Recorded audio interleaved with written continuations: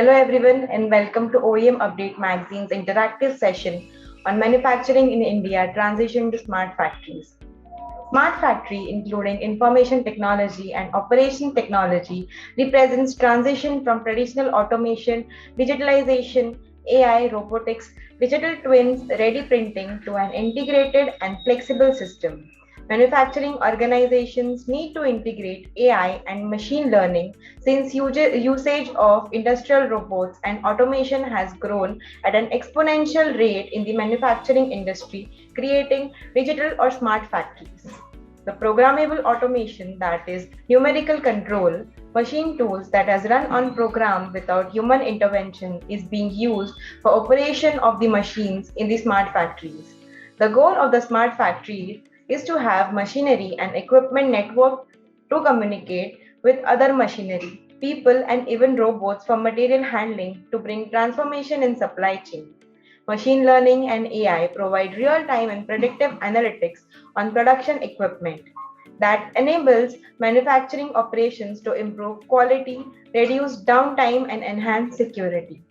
On this note, today we have come together to witness an engaging interactive session on manufacturing in India transition to smart factories. Ladies and gentlemen, it's an honor and privilege for me to introduce you to today's distinguished speakers.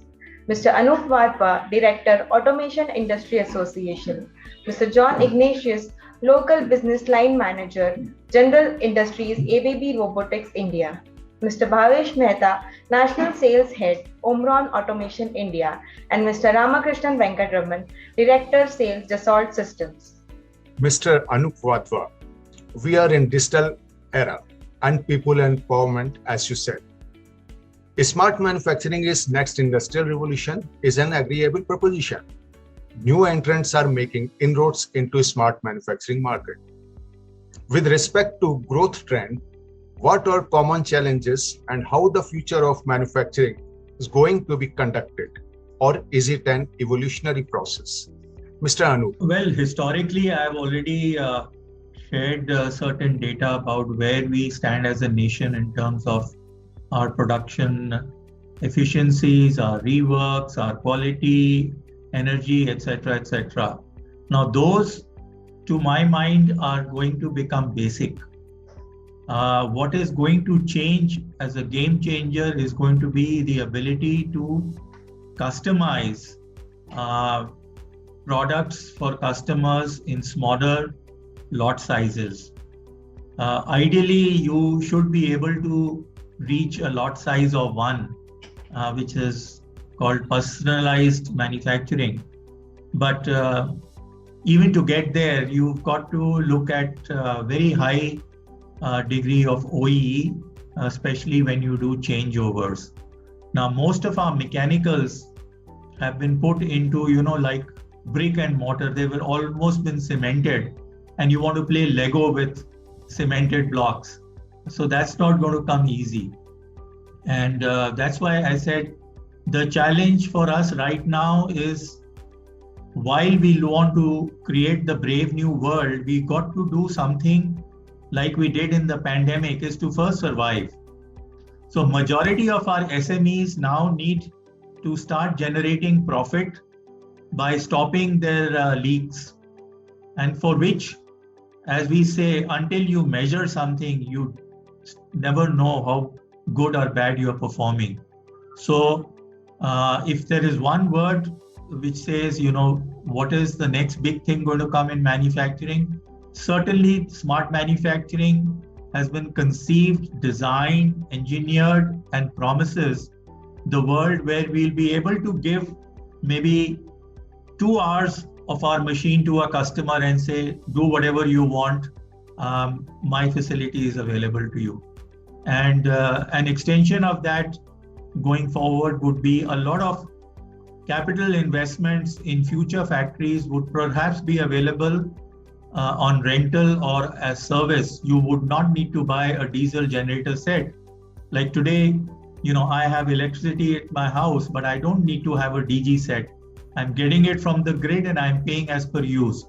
So companies will come up with conveyors, they will come up with CNC machines, they'll come up with your DG sets and say, I have products, I'm installing it at your place. Let's have a profit sharing arrangement. Like the Xerox machines, the Yes. more you photocopy, the more the retailer gets and the more the supplier of the machine gets. Absolutely. Thank you so much, Mr. Anoop. Mr. Bhavesh, Mr. Anoop was sharing in his presentation where one of an interesting report, part of the report was saying no country could fully transform significant parts of manufacturing to industry at that 4.0 at that time. What do you think? How many decades India is going to take to reach to that level where majority of our manufacturing space will get into a smart space? I think we have started the journey, so to say, and with Mr. Narendra Modi or our honorable Prime Minister saying that make in India, which is going to of course grow up with the time, and post-COVID scenario, certain sentiments with respect to China, most of the manufacturers are also thinking of putting up or coming up in India as an alternate, the second best choice after China is, I think, adding all fuel to fire. And certainly we will have a large manufacturing scale for us to cater to not only India but also the entire world, and that will call for a ramped up adaptation of smart factory and the solutions. So though the I think it's the CSGR point of view, it is difficult to suggest, but it is going to be a very fast gradient, if I have to choose this word, for the next couple of decades for sure. So this is going to stay. So yes, the smart factory or the ramped up production and all, it is going to stay for at least next 2 decades. Like probably the way how we moved up in 2G, 3G, 4G, 5G, the pace must be faster. Pace will be faster, and not every time, as we say, the early adapters are not always at the best advantage. Exactly. So we always can learn from the other countries or the other manufacturing processes in other part of the world, and then we can implement. So the first time right, there are more chances or likelihood in India to become first time right and cater to the world. So I think it's a better adaptation that is possible here. That is very optimistic view. Mr. John, even we are talking about manufacturing 5th generation aircrafts, and defense sector is giving a lot of promising news in terms of manufacturing. Which are the manufacturing practices you see that we still resist robotization, according to you? Very, very good question, Prasad. So, my observation here is that, today we are talking about robots as a tool to increase productivity, correct? So, if I have to little bit think about from the point of a customer, not from a point of a supplier, what I little bit see is the time taken to get the capital back, right? So the return on investment is much more a strong argument compared to the, I wouldn't say it's if at all there is a little bit of resistance to use robots, not from the technical side, but more from the cost perspective. This has to change. For me, when a customer or someone, a user of a robot, is seeing a clear improvement in terms of productivity, in terms of efficiency, in terms of reduction in the rework, then there is a strong argument to go for robotics. So this is something that it has to come by a little bit of we have to advocate that. I think Mr. Wadhwa said that he made a comparison that when a decision of robotization is done in European situation, it's more done for the efficiency and productivity. So I can very clearly see that some of the applications which are dull, dirty, and dangerous, I think there is a very fast adoption of robots. As you would know, none of the spot welding application in an automotive OEM is done manually now. We have reached a very good stage. Typically, automotive has pretty much adapted well to the concept of automation. But what we little bit see is that globally also, and even in India also, that the proportion of robots that go into automotive industry compared to the other industry, now I would say it is balanced. We used to always have a skewed numbers going into automotive, but that situation is a little bit coming back. So which is a very positive sign for all of us. Yeah. So if at all there is a little bit of hesitance to use robots, I would say it's not on the technical side, but more on the cost benefit calculations. But I would little bit request people to take this benefits of indirect benefits, which we don't see, but it's huge in terms of productivity, quality, and reduce in rework. Then people should make that decision. Yeah, I have one more question to Mr. John Sumbach. Like Mr. Anoop also said that how we can provide access to SMEs in terms of robotization or creating a smart manufacturing space. How do you see that robotization still looks like an MNC business in India? Even one of the delegate, Mr. Amar, was also asking how many domestic companies are there in this business of manufacturing cobots and robots. Today, at least to my understanding, we don't have local collaborative robot manufacturers. That technology is still not indigenous. In fact, for that matter, I don't think the established industrial robot manufacturers also not manufacturing in India. But I would little bit, hope optimistically when India becomes, is in a position to gather quite a volume. I think the manufacturing footprint will follow. Yeah. So that was one question. And what was the other question, Prasad? You had two parts to it. So I was asking how this become a little bit get localized. I mean, the access to the SMEs become available and affordable. Yeah, yes, as I said, we are very much understanding of the fact that our SMEs are always challenged both with capital and cost. Yeah. So for me, one thing I could very clearly see when all the four speakers we spoke, there is a common point where we all said that this is a journey, right? This automation and which leads to digitalization, which leads to smart manufacturing as an overall thing. It's always a journey. Yeah. So today, again, I come back to the same topic. If, of course, cost and affordability is very important. Today, these collaborative robots give that option. Yeah. Today, if I look at the total cost of ownership of a solution of a collaborative robot, it is not as high as an industrial robot. So that affordability part is taken care. Yeah. And again, robot is a tool to get to where our ambition is. Our ambition is to be a country with very good efficiency, productivity. Then these things will have to be, invested. Yeah. Of course, we are there to support in terms of the technical know-how that we have. We need to support a lot of our SMEs on the technical space, which we are very much open to do that. And that is one of the reasons, we have come up with this concept of these robots should not be something that is very difficult for people to use. Yeah. We have to break that barrier.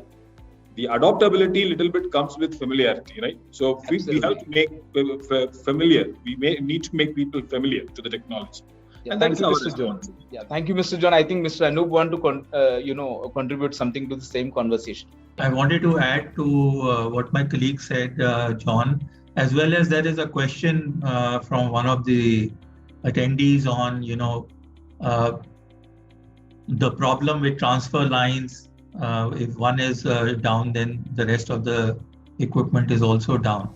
I think we got to look at robots in two different ways. One is look at robot very simply as an assistant, as an actuator.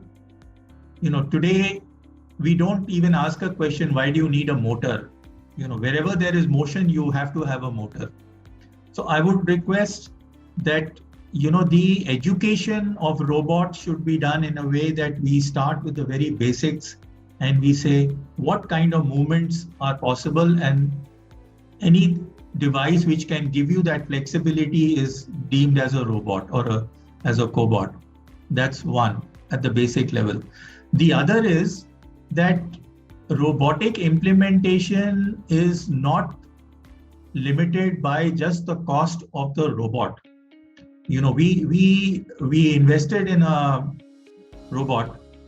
We paid 25 lakhs, but we landed up paying about 1.5 crores for the entire cell, which is 6 times. And there was a huge learning. But what we were out to achieve, I'm very happy what we've achieved is we've created a concept of a multi-purpose robot, which means, like the PG Woodhouse had this Man Friday called Jeeves. Whenever he was stuck, he would say, Jeeves, do this for me, right? Now, we've created a robotic system where you can do multiple operations using a single robot. But you need to put in, certain grippers, you need to put in automated tool changers, etc., etc. Right. And on the other side, we also built a sequential line. Now, in the sequential line, if my station number 2 is down, there is no point in station 1, 3, 5, 6 being in production because it's a sequential line. Whereas here, I could take over any function and I could keep adding functions within a shorter footprint. So what we've done is we've got a robot to hang from the ceiling. So it's got a 360-degree free movement. And along the 360 degrees, there are various assembly stations, test stations, stations where you can do screw driving, stations where you could pull and extract, etc., where you could wrap. So the ability of plant designers to use the free-flowing capability of a robot or a cobot, I think is going to be very much important. So manufacturing engineers or line designers will have to study this as a very potent tool, as potent, I would say, as we are talking about digital and digital twin. We'll have to look at robot as a very powerful tool in the physical domain to get the full benefits of it. Completely. Thank you so much, Mr. Anup. Mr. Ramakrishnan, when we talk about smart factories, we already have traditional factories in place. Probably conversion of existing factory space into a smart factory. How do you see that, what kind of manufacturing practices will get outcast? Because you were talking about an industrial renaissance. That's a very good question. When we look at from the Indian discrete manufacturing sector perspective, a lot of Indian manufacturing companies are still family-owned business. Majority of them have the first-time entrepreneur itself. So they started their manufacturing journey a few years back, and during this process, they're also invested on the conventional machines and everything. So when we look at, or when we try to give them a holistic view of smart manufacturing how to be like this, the first and foremost thing which normally people will feel okay, whether it will be work for me, will it work for me? I'm ready to invest something, but will it going to get me the return on investment as being envisaged in any of the investments? So that is the one majority of the time, when we meet with the first time entrepreneur customers, we have been getting these type of answers. So for that, if we have to start this journey, then start doing a small POC. Do the proof of concept on a very critical area, which can see the results immediately. So when they see the results, then the adoption, as well as when they look at whatever the investment they're making is the right investment, they are doing it. And as solution providers like us, Omron, and as well as the ABB, so we provide the entire machinery, the solutions to enable or to empower the manufacturing sector into smart manufacturing. But end of the day, people need to believe that this is going to work, for which a small POC or a small pilot will help them to adopt this particular journey in a much faster way. So to ensure that, we also provide some of the SaaS-based model. The initial investment of these type of solutions is very capital intensive, but at the same time, we can't neglect the small and medium sector market. So we try to provide a SaaS-based business model, wherein they pay by use model. So especially for the POCs and pilot, we adopt this SaaS model to ensure whatever their required outputs are all achieved using this SaaS model for 1 year type of a license or pay by use license, and which will give the confidence for the companies to start their journey in a much forward. So I'm sure post pandemic, this acceleration of the digital transformation is happening rapidly. To tell, in the peak of the pandemic, there are 4 customers, they adopted this journey. They're all not like bigger companies. They're all like less than 200 crore turnover company. So they started adopting these type of technology. They know that, okay, if they wanted to improve the profitability, if they wanted to overall increase efficiency, the smart manufacturing is the way to go. So that adoption is there.